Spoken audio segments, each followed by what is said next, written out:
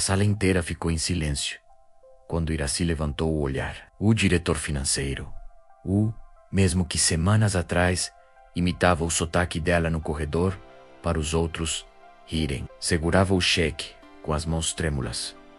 Essa assinatura não pode ser, só gaguejou. Iraci não baixou a cabeça. Pela primeira vez desde que chegara à cidade grande, ela não escondeu o puxado do interior. Pode não acreditar, seu Ronivon, mas é essa assinatura, com esse sotaque que os senhores tanto riram, que autoriza cada cheque que sai dessa empresa há mais de 15 anos. Ninguém se mexeu, ninguém sabia, ninguém desconfiava. Esse momento é poderoso porque inverte, numa frase, só tudo o que a plateia esperava. A humilhação vira prova. O motivo do deboche vira a assinatura que garante o emprego de todos. É esse tipo de virada, construída devagar, que faz a gente sentir o alívio junto com a personagem. Não só entender que ela venceu. Se você gosta de histórias assim, cheias de emoção verdadeira, se inscreve no canal agora e deixa o sininho ligado. Vamos juntos. Iraci chegou na cidade grande, com uma mala de papelão e o sotaque puxado do interior, que nunca conseguiu esconder. Tinha 22 anos, as mãos calejadas de quem colheu de sol a sol e uma promessa feita à mãe doente. Vou trabalhar, vou cuidar da gente. Os primeiros dias foram os mais difíceis. Ela não conhecia ninguém. Dormia num quarto alugado no fundo de uma casa, onde a parede suava de umidade e o barulho da rua não deixava dormir. De manhã cedo já estava de pé, andando a pé até o prédio comercial, onde conseguiu o primeiro emprego, faxineira noturna. Enquanto os escritórios se esvaziavam, ela entrava com um balde e o pano. Limpava mesas de gente que nunca olhava para ela. Às vezes encontrava restos de comida na lixeira e sentia o estômago revirar de fome. Mas não pegava, preferia chegar em casa e comer o arroz com ovo que ela mesma fazia. Com o tempo subiu para auxiliar de escritório. Depois, para assistente administrativa. Ninguém perguntava de onde ela vinha. Só riam quando ela falava. Fala de novo, moça. Oxi. De novo. Essa voz aí não combina com planilha, não. Ela sorria pequeno e continuava. Guardava cada centavo. Estudava à noite, sozinha, com livros emprestados da biblioteca pública. Lia até os olhos arderem. Aprendia números, contratos, fluxo de caixa. Tudo em silêncio. Quando a saudade da mãe apertava, ela escrevia cartas longas e mandava dinheiro todo mês. Nunca contava zombarias. Nunca falava do cansaço. Só dizia que estava bem e que um dia voltaria com a cabeça erguida. 5 anos depois, um homem de gravata e voz baixa a procurou. Era o sócio de uma pequena empresa de logística que estava quase afundando. Ele precisava de alguém que entendesse de números de verdade, de alguém que tivesse fome. Iraci tinha. Ela não pediu cargo alto. Pediu participação em silêncio, em papel, em assinatura. O acordo foi feito sem alarde. O homem reconheceu o valor dela e, com o tempo, foi se afastando dos negócios do dia a dia, deixando nas mãos de Iraci a responsabilidade real. A empresa começou a se recuperar, depois a crescer. Mas Iraci não mudou de cadeira. Continuou sentada no mesmo lugar, com a mesma mesa simples, o mesmo sotaque, a mesma humildade. Preferiu que o mundo continuasse vendo só a mulher do interior. O resto ela guardava na gaveta trancada, junto com os documentos que provavam quem realmente sustentava aquele lugar. Ou nesse tempo que conheceu Amadeu.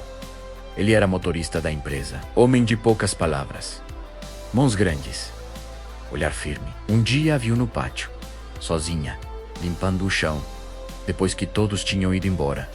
Perguntou se precisava de ajuda. Ela disse que não. Ele ficou mesmo assim, sem pressa, só observando o trabalho dela com respeito. No dia seguinte, trouxe uma garrafa de água gelada e deixou perto do balde sem dizer nada. No outro dia, ofereceu carona até o ponto de ônibus, quando viu que ela ia andando sob chuva fina. Iraci hesitou. mas aceitou. Dentro do caminhão, o silêncio era confortável. Pela primeira vez em muito tempo, alguém não pedia que ela falasse direito. Começaram a conversar, depois a dividir o almoço embaixo de uma árvore no fundo do pátio. Depois a caminhar juntos até o ponto de ônibus, quase todos os dias. Amadeu nunca riu do sotaque dela, nunca pediu que ela falasse certo. Dizia, com a voz baixa e sincera, sua voz tem cheiro de casa. Não troca isso por nada. Iracy sentia o coração apertar de um jeito bom. Pela primeira vez, desde que chegara na cidade, alguém a enxergava, sem julgar, o jeito de falar. Ele contava histórias simples da vida dele, de quando ainda morava longe. E ela ouvia em silêncio, sentindo que podia baixar a guarda um pouco. Eles se casaram, sem festa grande. Só uma igreja pequena, 2 testemunhas e uma promessa de fidelidade que os dois levaram a sério. A casa que alugaram era simples, com móveis usados e paredes sem pintura nova.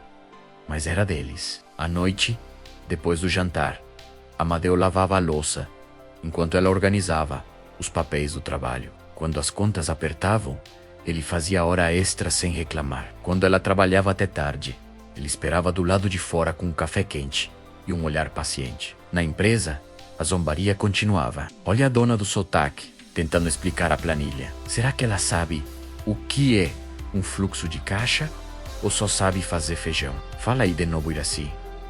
A gente gosta de ouvir esse puxadinho. Ela ouvia, engolia em seco, segurava o olhar firme e continuava o trabalho. Voltava para casa com o peito pesado e encontrava Amadeu na porta. Ele segurava a mão dela e dizia baixinho, eles não sabem quem você é. Eu sei. Às vezes, ela chorava escondida no banheiro, com medo de que um dia ele descobrisse o tamanho do segredo que carregava e se afastasse. Mas ele nunca cobrou nada, nunca perguntou por que ela trabalhava tanto, nem por que alguns documentos vinham sempre com a mesma assinatura antiga. Só ficava ao lado, fiel, presente. Ela nunca contou o segredo, nem para ele.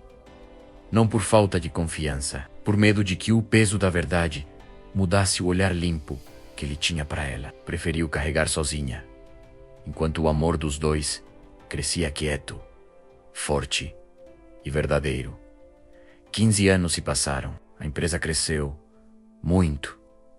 Virou referência na região. Novos diretores chegaram. Jovens, formados, de gravata cara e sotaque certo. Eles olhavam para Iracy como se ela fosse um móvel antigo que ninguém tinha coragem de jogar fora. Falavam alto perto dela, riam das mesmas piadas de sempre e agiam como se o sucesso da empresa tivesse nascido só das ideias deles. Um dia, a empresa quase perdeu um contrato milionário por um erro de autorização bancária. O diretor financeiro, Ronivon, convocou reunião de emergência. A sala estava cheia, rostos tensos, vozes nervosas. Iracy, como sempre, ficou no fundo, calada, com as mãos cruzadas sobre a pasta simples que carregava há anos. Precisamos da assinatura do responsável legal, disse Ronivon, a voz falhando um pouco. Alguém tem contato com o dono? Alguém sabe quem realmente assina esses documentos? Sem isso, perdemos tudo. Silêncio pesado. Ninguém se mexeu. Alguns se entreolharam. Outros baixaram a cabeça. Então Iracy se levantou. O barulho da cadeira arrastando no chão ecoou. Ela andou devagar até a mesa principal. Cada passo parecia mais longo que o anterior. Pegou a caneta com mão firme, embora o coração batesse forte. Assinou o cheque com a letra antiga e segura que só ela e o banco conheciam. Ronivon olhou para o papel, depois para ela. Depois de novo para o papel. A cor sumiu do rosto dele. Essa assinatura não pode ser sua. Iracy não baixou os olhos. Pela primeira vez em muitos anos, deixou o sotaque sair inteiro, sem tentar suavizar nada. Pode não acreditar, seu Ronivon, mas é essa assinatura, com esse sotaque que os senhores tanto riram, que autoriza cada cheque que sai dessa empresa há mais de 15 anos. A sala inteira emudeceu. Alguém engoliu em seco. Outro soltou o ar como se tivesse segurado a respiração o tempo todo. Ninguém sabia o que dizer. A mulher que eles tinham tratado como detalhe sem importância era, na verdade, a base de tudo. Amadeu, que estava no corredor esperando a esposa para o almoço, ouviu a conversa pelo vidro entreaberto. Entrou, sem bater. Parou na porta, olhou para ela e pela primeira vez viu a verdade inteira, o peso que ela carregara sozinha durante tanto tempo. Os anos de silêncio, as zombarias engolidas. Em vez de se afastar, deu um passo à frente, atravessou a sala e segurou a mão dela na frente de todos. A voz saiu rouca, carregada de emoção. Eu sempre soube que ela era grande. Só não sabia o quanto. Ninguém riu mais do sotaque. Ninguém ousou. Alguns baixaram o olhar envergonhados. Outros simplesmente não conseguiam acreditar no que tinham acabado de presenciar. Nos dias seguintes, Iracy não mudou de mesa. Continuou vindo de ônibus, com a mesma pasta simples e o mesmo jeito quieto. Continuou falando do mesmo jeito, com o mesmo puxado do interior. Só que agora, quando alguém a olhava torto, Amadeu estava do lado. E a empresa inteira sabia.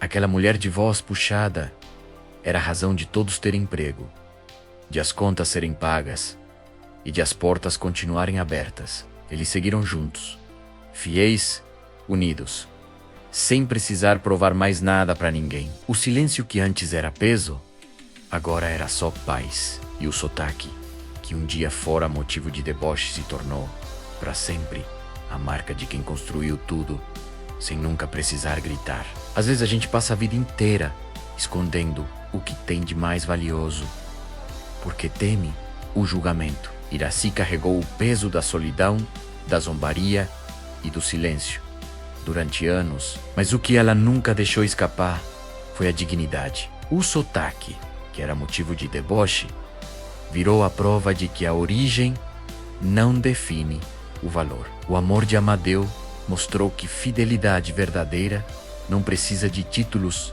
nem de segredos revelados para continuar firme. E a união dos dois ensinou que, quando uma pessoa decide ficar ao lado da outra, mesmo sem saber tudo, ela já escolheu o essencial. A vida não precisa de vingança espetacular. Às vezes, basta uma assinatura, uma frase, um olhar que finalmente enxerga. Se essa história te tocou, se você já sentiu na pele o peso de ser subestimado por causa da origem, do jeito de falar ou do lugar de onde veio, deixa aqui nos comentários. Conta um pouco da sua história. E se você acredita que todo mundo merece respeito, se inscreve no canal, ativa o sininho e compartilha esse vídeo com alguém que precisa ouvir isso hoje. Obrigado por ter ficado até o final. Até a próxima história.